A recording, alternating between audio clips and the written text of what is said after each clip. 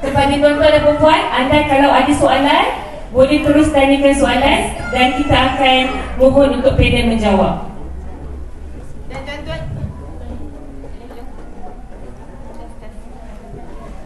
test.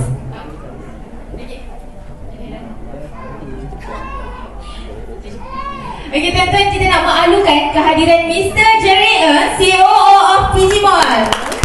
Berikan tepuk kepada Mr. Jerry.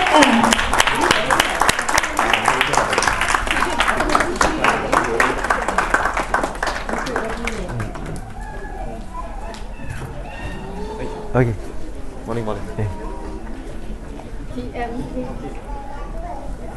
Okey, silakan duduk para hadirin. Okey, jadi kita teruskan dengan sesi Q&A. Jika para hadirin ada nak bertanyakan sebarang soalan, boleh angkat tangan. Kita akan bagi mic untuk tuan-puan tanyakan soalan. Okey, jom. Kena pilih ni. Soalan ni kita ada hadiah tuan-tuan dan puan-puan. Ya betul, kita ada hadiah. Tuan Syukur nak bagi 100 gram, Tuan Zul nak bagi 1 kilo. Rugi tak tanya ni. Tak percaya ke? Okey, tak percaya. Okey, kita yang depan tu dulu. Boleh order?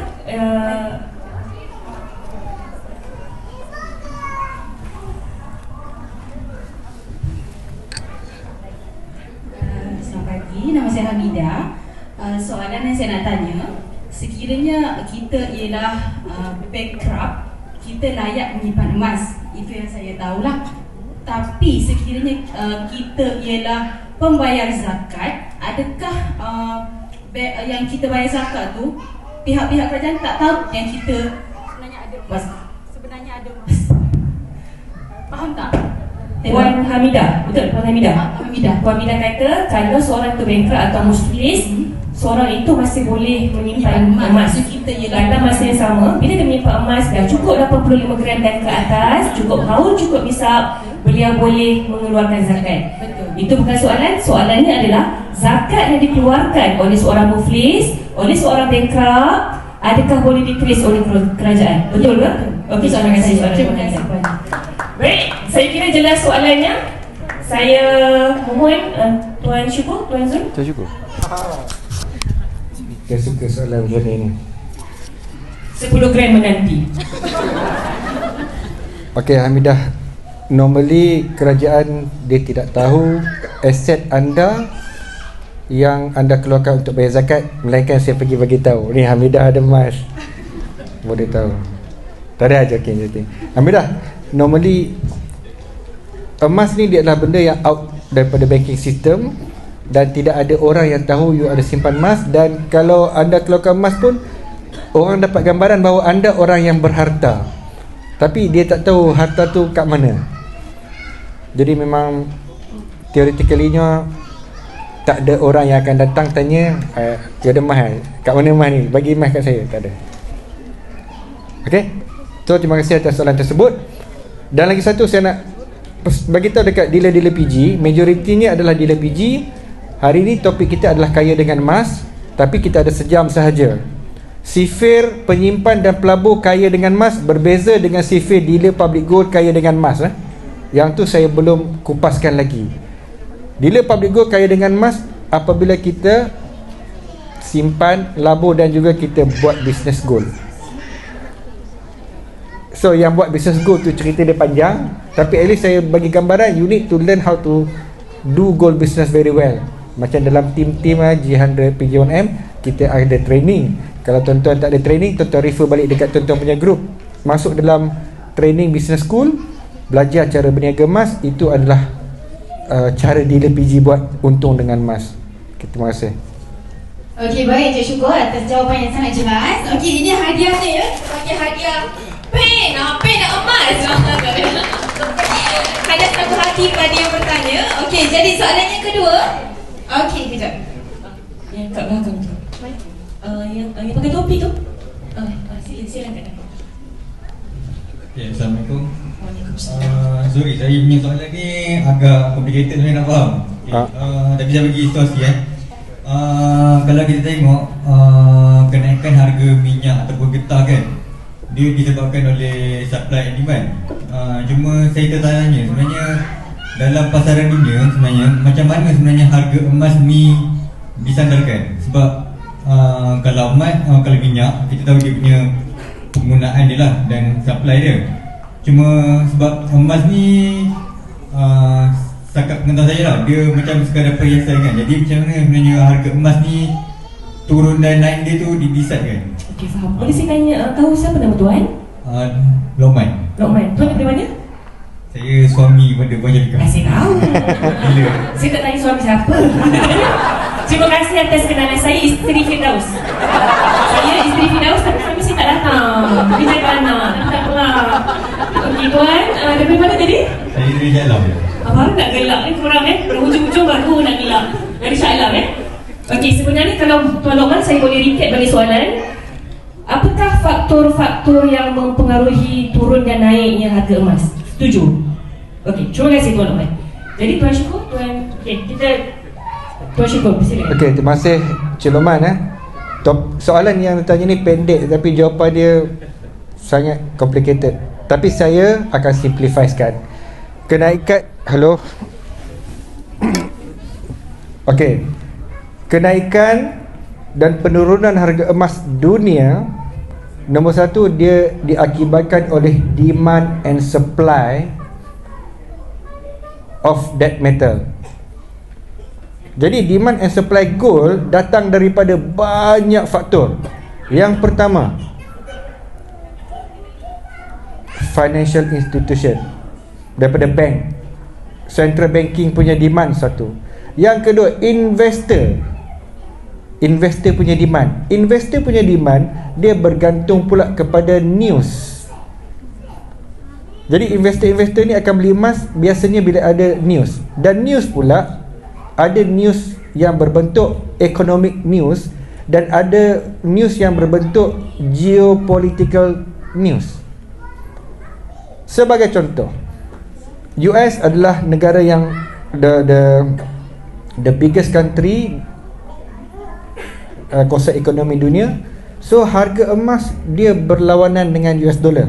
Sebab US dollar ni adalah world reserve currency. Jadi orang akan tengok ekonomi US okey ke tak okey, dia akan vote for US dollar ataupun gold. Jadi kalau US ekonomi semakin bagus, semakin okey, orang akan invest kepada ekonomi of US, stock market dia, business dia. Orang takkan simpan gold sebab gold tidak ada dividen. Jadi simpan buat apa?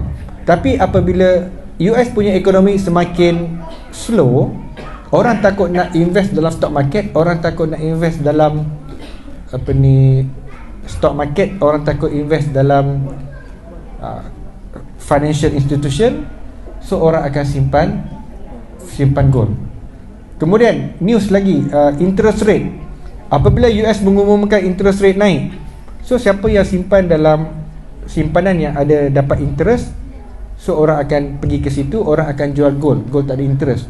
Tapi bila interest rate menurun, orang rasa interest rate turun, baik kita simpan dalam gold, sebab gold ada potensi untuk naik bila ekonomi down.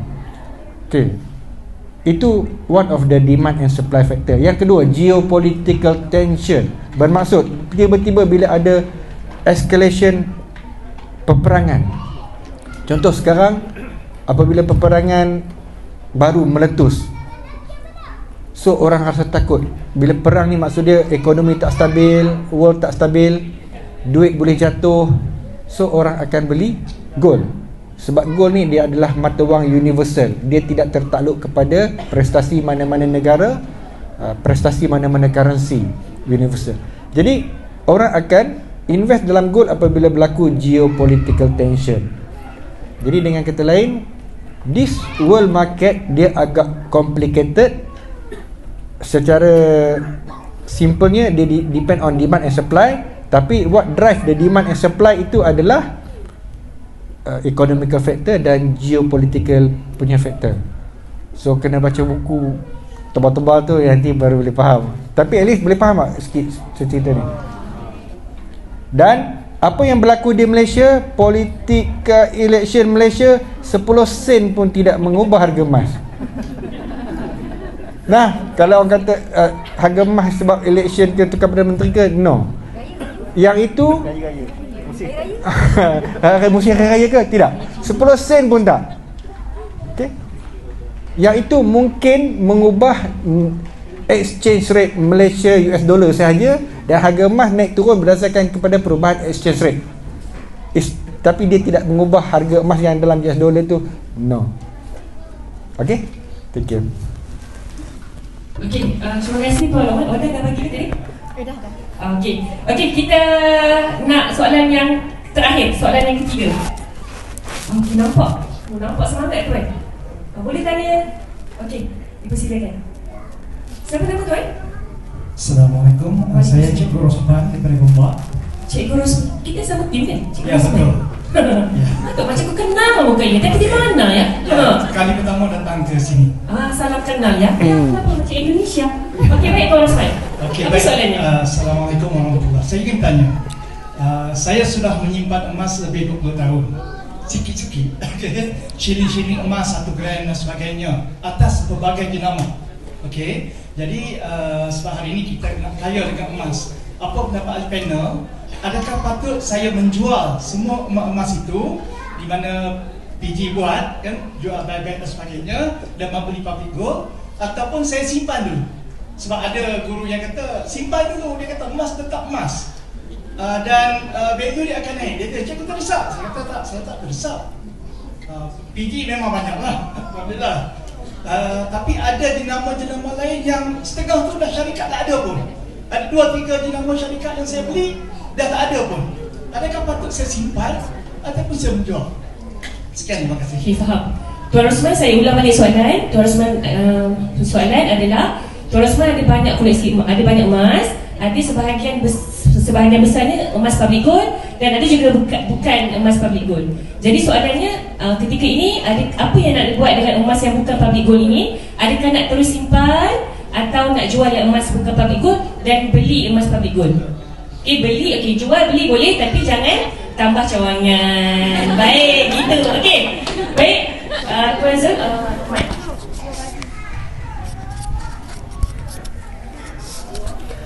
Okey, menarik soalan tu. Saya pun selalu dapat soalan tu lah.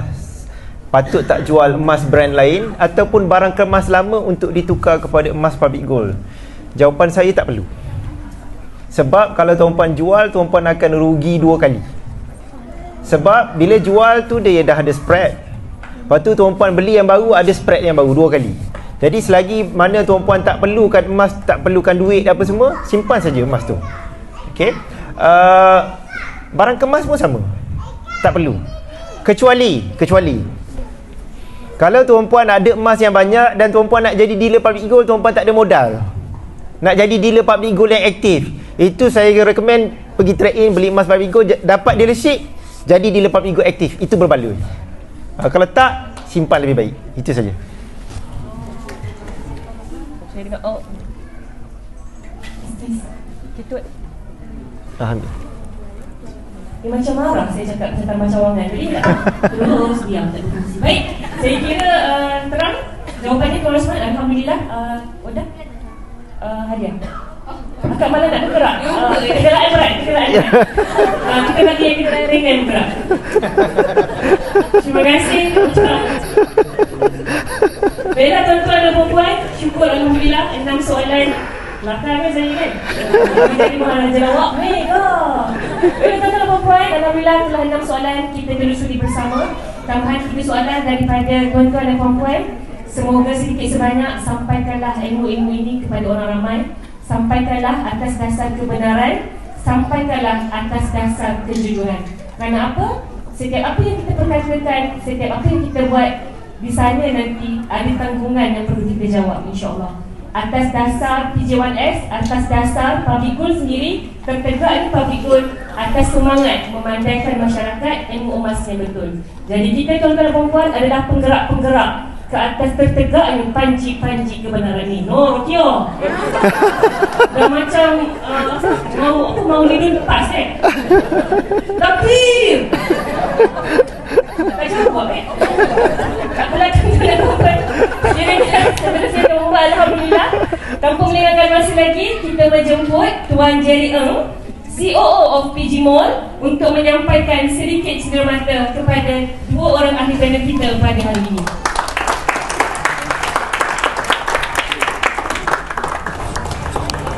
Menjemput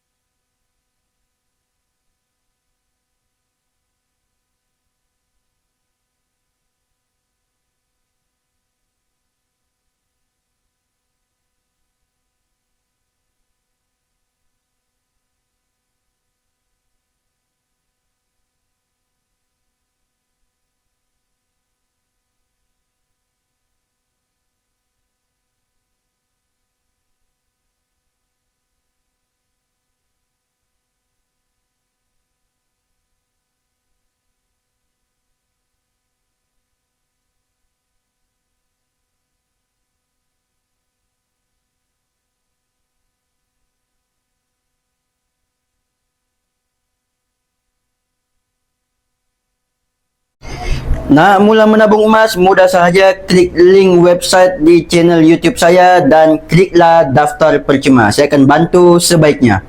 Terima kasih kepada yang sudah menonton. Jangan lupa like, komen dan subscribe.